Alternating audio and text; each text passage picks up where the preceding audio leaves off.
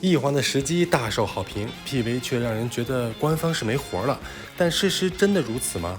那是因为你压根就没看懂 PV。接下来，小峰就带大家来逐帧去分析 PV 的内容，挖出隐藏其中的秘密。视频一开头，中心出现了一座高楼，这座楼我们暂且称它为战斗楼。接下来是一个转场，伊波恩古董店的1号台柱子娜娜丽登场。关于人物和世界观以及游戏玩法，小峰在上一期解读中已经介绍过，这里就不赘述了。紧接着就出现了高楼意象化的场景，这里需要注意，此时出现异化现象的大楼，并不是之前标记的战斗楼。我们可以先跳到 PV 的后面，通过慢放可以发现，在异化楼的旁边有一条曲形的高架，而战斗楼前面的高架是直线型的。不仅如此，周边的环境和二者的相对位置也是对应不上的，所以这就是幻塔典型的欺诈式转场。看似是一样的场景，实则已经偷天换日。接下来展示的是比官网更多的海报。在上一期视频中，小峰找到了海报中隐藏的代码。这几张官网的海报，想必很多人都已经看过了，但是不知道有没有注意到，在每一张海报中都隐藏着一个编号呢？疯狂猫是167，莱昂置业是147。赛车改装店是387，播音员招聘是199。这里的海报同样也有代号159。一环的世界观和 SCP 基金会有关，再一次得到了实锤。有意思的是，官网赛车改装店海报隐藏的代码是387，这里的代码却是386。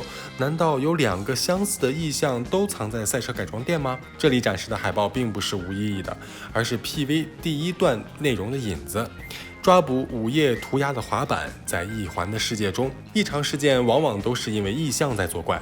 这份现实悬赏委托便是对滑板意象的通缉，100万已经无法宣泄雇主的怒火，所以现在涨到了200万。难怪娜娜丽的精神那么足了。不过这些都还不是关键，在这张悬赏海报上面有一行小字：泯除需要提供录像和证据，不要。后面的字被盖住了，猜测是不准滥杀无辜。在上一期，小峰讲过了，一环是一个人类与异象共存的世界，而世界观来自 SCP 基金会。人类针对异象的做法是收容与泯除，在一环中还多了一条路，可以成为合法的居民，比如古董店的塔吉多、料理店的章鱼烧、一灯公寓的管家。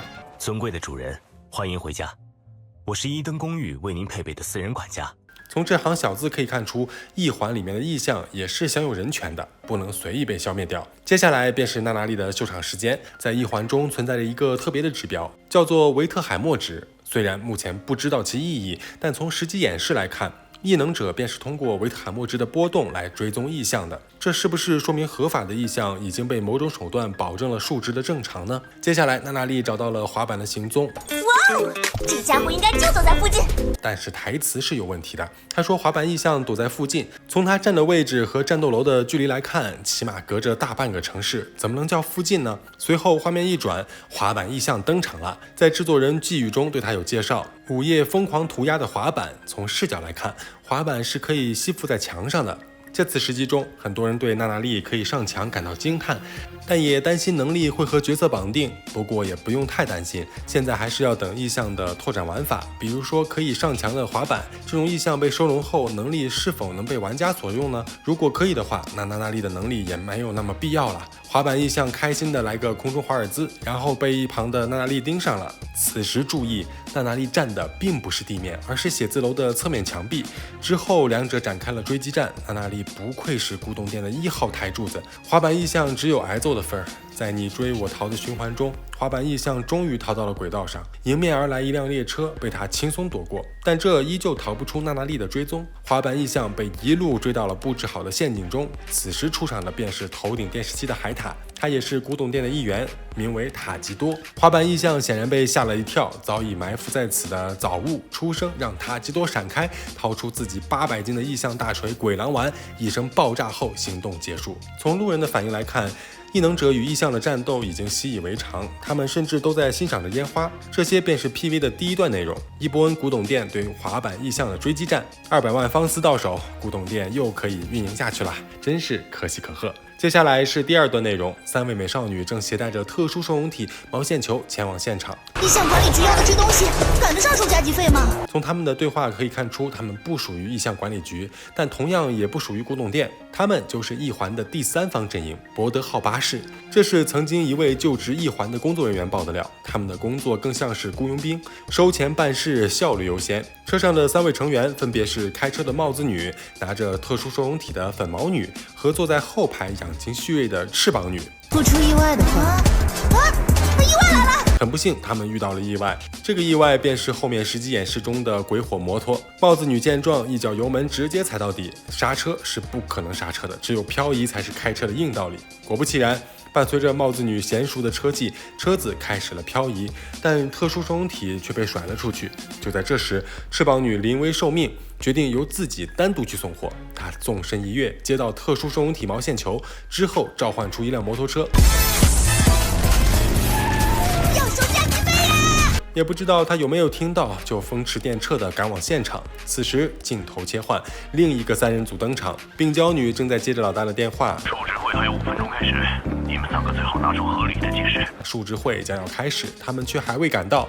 在病娇女的胸前有一张工牌，这3人的身份要么是意象管理局的异能者，要么就是某一个官方组织。病娇女不理会手机里的声音，随手收了起来。就在这时候，后方突然出现了状况。双马尾的小萝莉被天上掉下的金币砸个正着，然后她转头看了薄荷。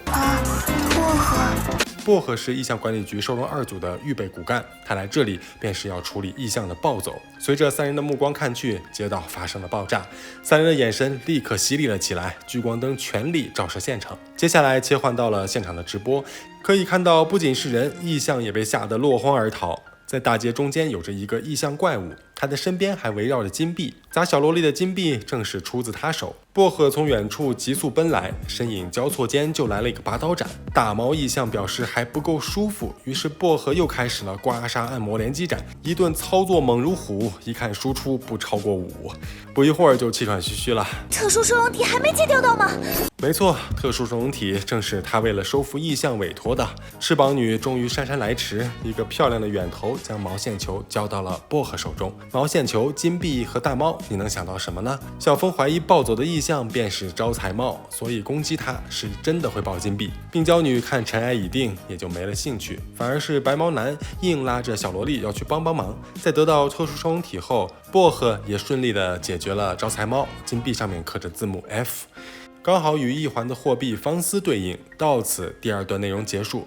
接下来是第3段内容，游戏的战斗演示。最右边是古董店的管家，在实际游戏中他在擦拭镜子。左边的是娜娜丽，在左边是早雾。最左边站着的人有2个可能，一个是古董店的保镖，或者是古董店的神秘老板。可以看到角色的战斗是和意象息息相关的。早雾是将意象作为武器，娜娜丽则是利用意象之力，管家则是召唤意象协同攻击。薄荷的意象同样是强化力量。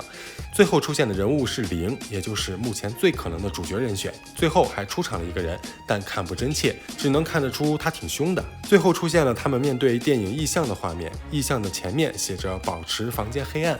从它外观来看，也是能看出与电影有关，猜测是处理某个电影院相关的委托。之后经过转场来到了里世界，这里的世界场景一看就不是现实，书桌和椅子都悬浮在半空，上面还吊着几只闭着的眼睛。这些元素在后续我们都能碰到。还记得异化楼吗？在它的上方也有类似的圆形的形状，会不会就是眼睛呢？刚好在实际中去的场景就是学校，这些会不会都和海特洛市的剧情有关呢？随着一阵空间波动，场景中出现了一个裂缝，一个戴帽子的女孩走了出来。在一环的世界里，已知的只有表里2个世界，那她就是从外界而来。随着她的到来，上方悬挂的眼睛都逐渐睁开，她与眼睛之间又有什么联系呢？她调整了一下帽子，随后打开了另一道裂隙，并对着我们说：“你可以离开了。”从这个视角来看，他对话的人就是主角了。